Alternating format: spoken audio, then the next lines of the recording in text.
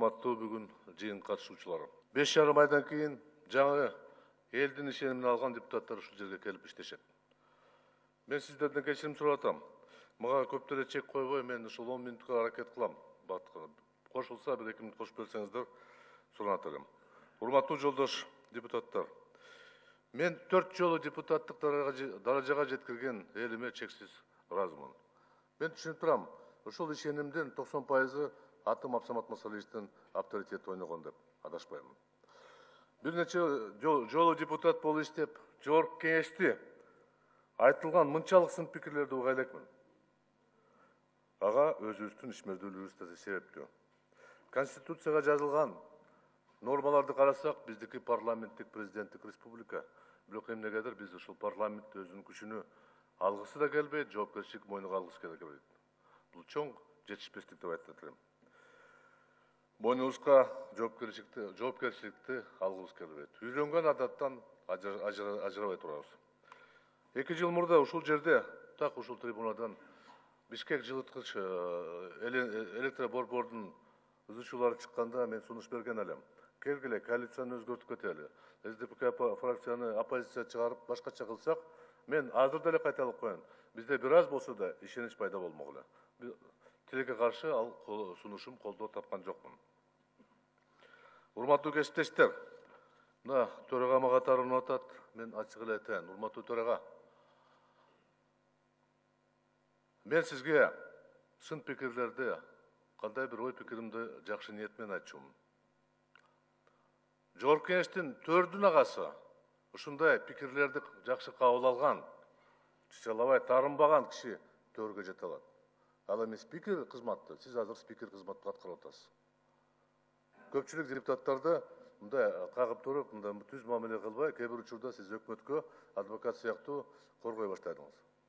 Бул мен ойлоп атам сиздин профессионалдык жетишпестигиңиз. Акырында айткан сөзүңүз, эгер ушул жерде кимге жакпаса кеткиле деген, бул эч кандай бул парламенттин жетекчилик кызматына дал келбейт. Бул чоң саясий ката деп эсептейм.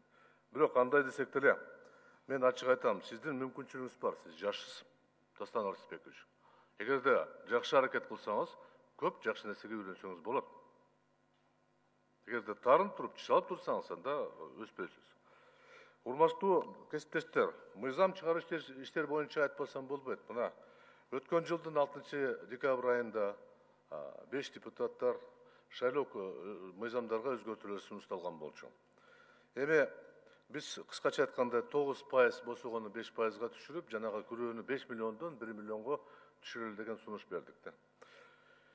Бирок ал мыйзам долбоору ар кандай шылтоо менен 6 ай кармалып, мына бир күн мурда комитетте каралды.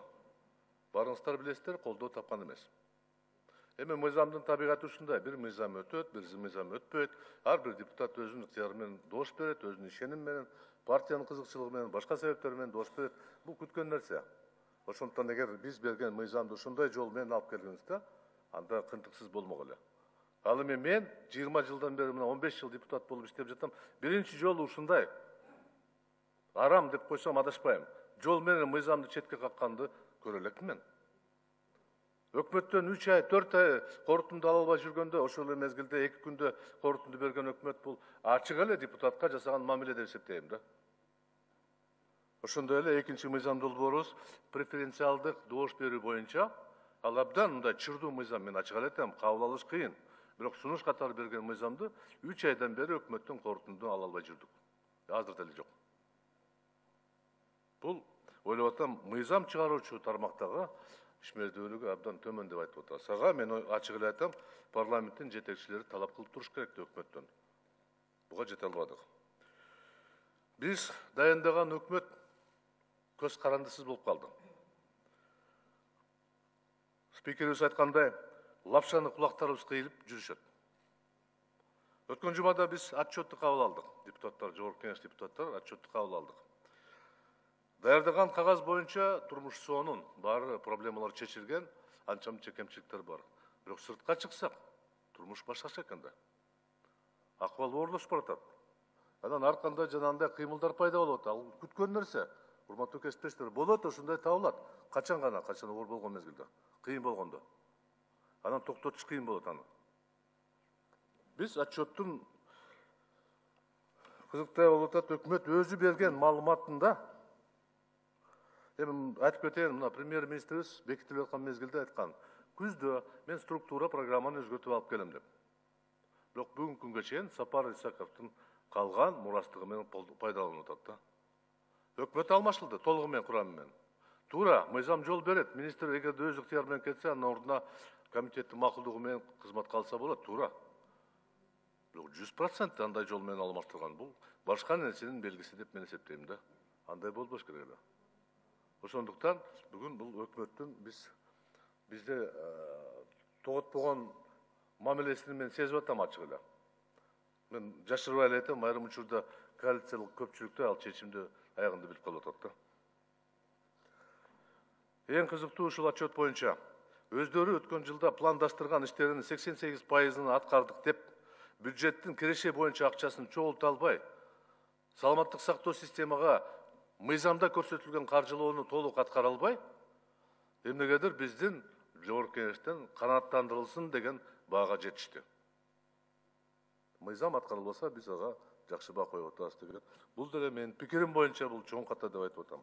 Ал эми мыйзам чыгаруу аракеттери өкмөт тарабынан. Мен айтпай эле коеюн, мына Бейки мыйзам дем үлгүсүндө көрсөтүп атам да, мисалында көрсөтүп атам. 4 ай, 3 ай корутунду бере албаган өкмөт бул каяктаган өкмөт болот. Бүгүн биздин өлкөбүз абдан оор акыбалда. Аны баарыбыз жакшы түшүнүп атабыз. 1,5 айдан ашык биздин жарандарыбыз күнүмдүк тапкан тамагынан ажырагандан кийин азыр эми акырындап ордуна келип атат. Миңдеген адамдарыбыз Россияда чек арада топтолуп, посольствода, Москвада топтолуп келе албай атат. Мен түшүнүп турам, оор жумуш, өтө оор жумуш. Бирок тездетиш керек, маалыматты так бериш керек. Ар кандай учактар көбөйүп атат. Мында аэропортто болгон, биз өкүнө турган бир акыбалга келип калдык. Кандай болсок да, ушу миңдеген, 100 миң адамдар кайтып келет, жумушсуз калган. Анан келгенде бизден талап кылат, бийликтен талап кылат. Мага ушул жерде ордум каякта, жерим каякта, жумушум каякта деп. Биз жооп бергенге милдеттүү болобуз. Ал эми өкмөт муну аткарыш керек, ал милдет ошондой. Мен айтып элем, карантин жок болуп, азыр элибизге кичине эркиндик берип атабыз. Жакшы, айла жок. Бирок саламаттык сактоо министрликтен айткандар боюнча күздө дагы эпидемия болушу мүмкүн, коркунуч бар деп.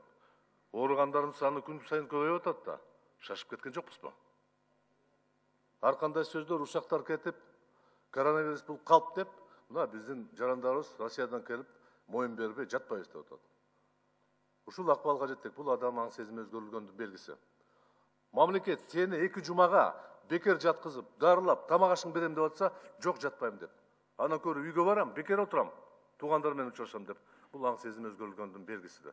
Бул жакшы эмес деп айтам. Бул баарыбызга чоң бир өкүнө турган табышмак болуп калды да.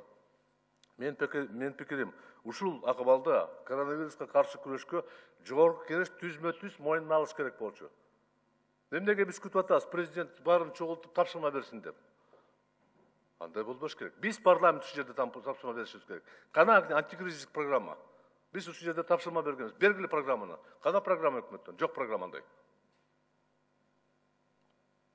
Демек биздин алыбыз жетпегендикти көрүп атат да. Көрүнүп атат. Дүйнөдө бир гана мамлекет ушул абдан жоң оору менен ийгиликтүү күрөштү. Бул Кытай мамлекет. Биздин кошунабыз, биздин байыркы досубуз.